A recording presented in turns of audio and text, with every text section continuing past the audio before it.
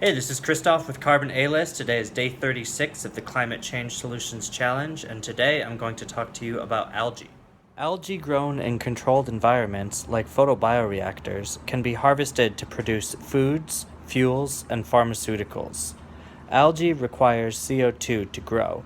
Depending on where the CO2 comes from, algae can either recycle or reuse the CO2. If the CO2 feedstock comes from the atmosphere, the product the algae produces is completely carbon neutral.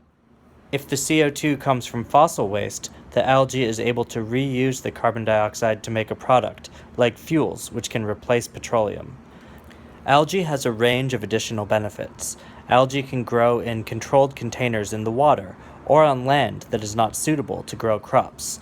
It can be used to treat wastewater, which can replace an otherwise energy-intensive process. When used to make biofuels, algae uses about a tenth of the footprint of conventional crops. Part of the reason is because they grow really fast.